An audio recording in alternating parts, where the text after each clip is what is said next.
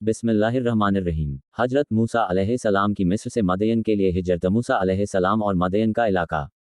हजरत शुएब अलैहिस्सलाम के वाक़ियों में मदयन का जिक्र आ चुका है। मदयन की आबादी मिस्र से 8 मंजिल पर वाक़ थी।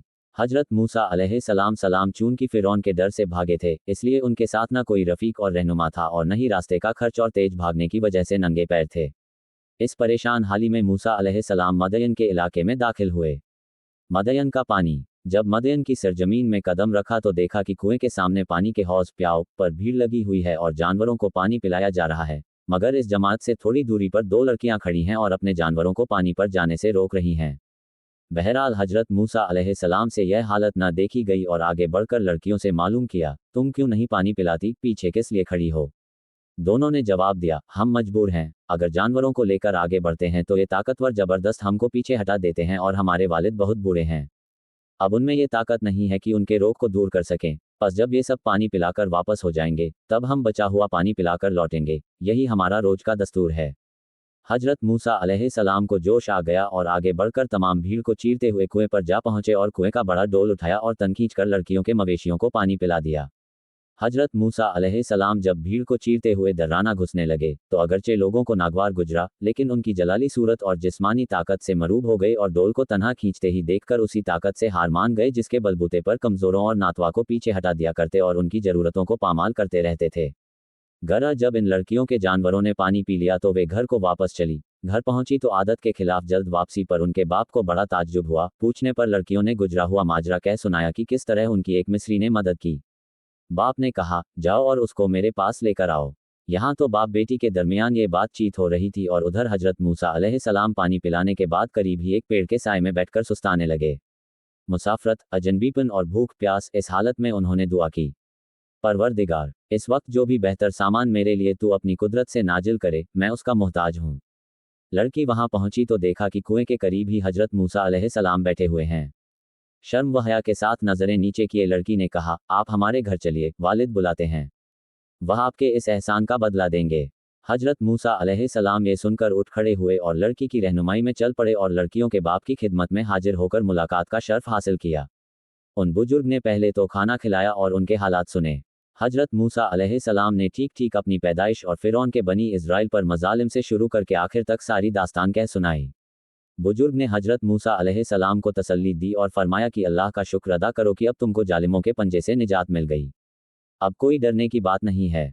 कुरान करीम ने उन बुजुर्ग को शेख कबीर कहा है। शेख की बेटी से निकाह का रिश्ता। ऊपर की बातों के दौरान उस लड़की ने, जो हमारत मूसा अलैहिस्सलाम को बुलाने गई थी, अपने बाप से कहा, ए बाप, आप उस मेहमान को अपने मवेशियों के चराने और पानी मुहैया करने के लिए अज्र पर रख लीजिए। अज्र पर किसी बेहतर आदमी को रखा जाए, जो मजबूत भी हो और अमानतदार भी। बुजुर्ग बाप ने बेटी की इन बातों को सुना तो बहुत मसरूर हुए और हजरत मूसा अलैहिस्सलाम से कहा कि अगर तुम 8 साल तक मेरे पास रहो और मेरी बकरियां चराओ तो मैं अपनी इस बेटी को तुमसे शादी करने को तैयार हूं, और अगर तुम इस मुद्दत को 2 साल बढ़ाकर 10 साल कर दो तो और भी बेहतर है। हजरत मूसा अलैहिस्सलाम ने इस शर्त को मंजूर कर लिया और फरमाया कि यह मेरी खुशी पर छोड़ दीजिए कि मैं इन दोनों महतों में से जिसको चाहूं पूरा कर दूं। आपकी तरफ से मुझ पर इस बारे में कोई जबर न होगा। दोनों तरफ की इस आपसी रजामंदी के बाद बुजुर्ग मेज़बान ने मूसा अलैहिस्सलाम से उस बेटी की शादी कर दी। नोट, हजरत मौलाना स्योहारवी रहशून्य का कहना है कि हजरत मूसा अलैहिस्सलाम के ससुर, जिनको कुरान मजीद ने शेख कबीर कहा है, वह हजरत शुएब न थे, जबकि बाज़ तारीखी रिवायतों से ये मशहूर कौल है कि वह बुजुर्ग हजरत शुएब अलैहिस्सलाम ही थे। देखे तफसीर इब्ने कसीर। अल्लाह आलम। मुकद्दस वादी। शादी के बाद हजरत मूसा अलैहिस्सलाम अपने ससुर के यहाँ मुकर्रर की हुई मुद्दत पूरे करने, यानी बकरियां चराने के लिए ठहरे रहे।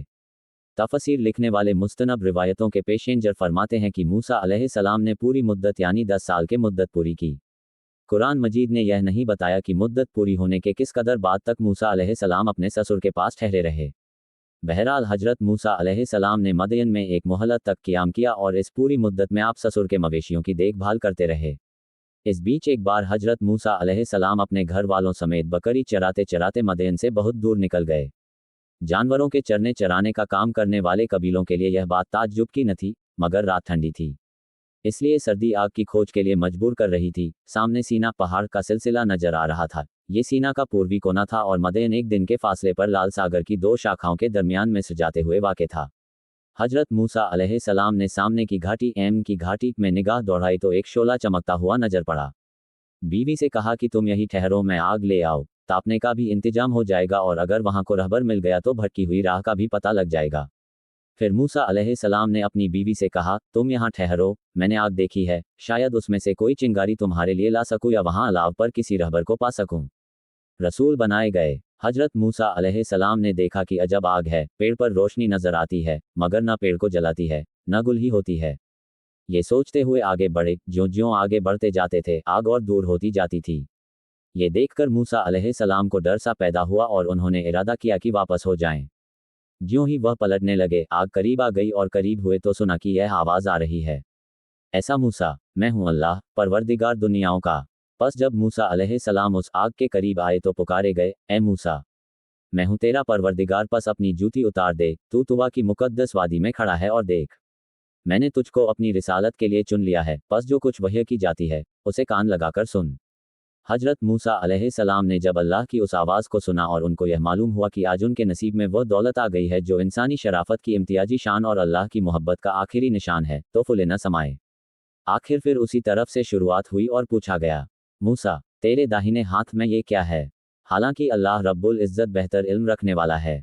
यह मेरी लाठी है, इस पर बकरियां चराते वक्त सहारा लिया करता हूं और अपनी बकरियों के लिए पत्ते झाड़ लेता हूं।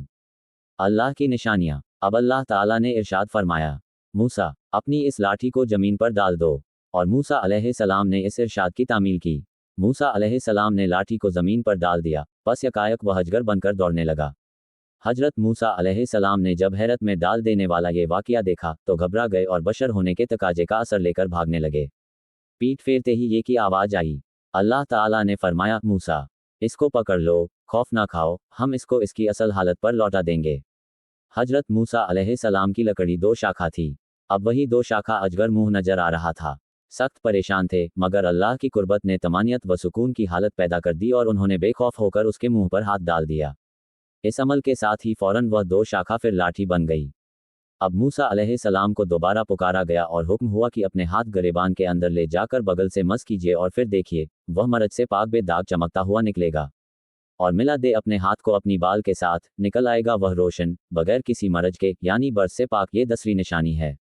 मूसा, ये हमारी ओर से तुम्हारी नबूवत व रिसालत के दो बड़े निशान हैं। ये सच्चाई के तुम्हारे पैगाम और हक की दलीलों की जबरदस्त तायद करेंगे। बस जिस तरह हमने तुमको नबूवत व रिसालत से नवाजा, उसी तरह तुमको ये दो अजीमुशान निशान मोजजे भी अता किए, ताकि हम तुझको अपनी बड़ी निशानियों का मुशाहदा करा दें। बस तेरे परवरदिगार की ओर से फिरौन और उसकी जमानत के मुकाबले में तेरे लिए ये दो बुरहान हैं। बेशक वह फिरौन और उसकी जमात नाफरमान कौम है। अब जाओ, फिरौन और उसकी कौम को हिदायत की राह दिखाओ। उन्होंने बहुत सकरशी और नाफरमानी अख्तियार कर रखी है और अपने गुरूर व तकब्बुर और बेइंतहा जुल्म के साथ उन्होंने बनी इज़राइल को गुलाम बना रखा है। सो उनको गुलामी से नजात दिलाओ। हजरत मूसा अलैहिस्सलाम ने जनाब बारी ताला में अर्ज़ किया, परवरदिगार, मेरे हाथ से एक मिस्री कत्ल हो गया था, इसलिए ये खौफ है कि कहीं वे मुझको कत्ल ना कर दें। मुझे ये भी ख्याल है कि वे मुझे बहुत जोर से झुठलाएंगे और मुझे झूठा कहेंगे। यह ऊंचा मनसब जब तूने दिया है तो मेरे सीने को फरानी और नूर से भर दे और इस अहम खिदमत को मेरे लिए आसान बना दे और जुबान में पड़ी हुई गिरह को खोल दे, ताकि लोगों को मेरी बात समझने में आसानी हो। चूंकि मेरी बातों में रवानी नहीं है और मेरे मुकाबले में मेरा भाई हारून मुझसे ज़्यादा निखरी जुबान में बातें करता है, इसलिए उसको भी अपनी इस नेमत नबूवत से नवाज कर मेरे कामों में शरीक बना दे। अल्लाह ताला ने हजरत मूसा अलैहिस्सलाम को इत्मीनान दिलाया कि तुम हमारा पैगाम लेकर जरूर जाओ और उनको हक का रास्ता दिखाओ, वे तुम्हारा कुछ भी नहीं बिगाड़ सकते। हमारी मदद तुम्हारे साथ है और जो निशान हमने तुमको दिए हैं वे तुम्हारी कामयाबी की वजह होंगे और नतीजे के तौर पर तुम ही गालिब रहोगे। हम तुम्हारी दरख्वास्त मंजूर करते हैं और तुम्हारे भाई हारून को भी तुम्हारा शरीकेकार बनाते हैं। देखो, तुम दोनों फिरौन और उसकी कौम को जब हमारे सही रास्ते की ओर बुलाओ तो उस पैगाम हक में नरमी और मिठास के साथ पेश आना। क्या अजब है कि वे नसीहत कबूल कर लें और खुदा का खौफ करते हुए जुल्म से बाज आ जाएं। इंशा अल्लाह अगले पार्ट में हम देखेंगे हजरत मूसा अलैहिस्सलाम की एक नबी की हैसियत से मिस्र को वापसी और फिरौन के दरबार में हक की दावत।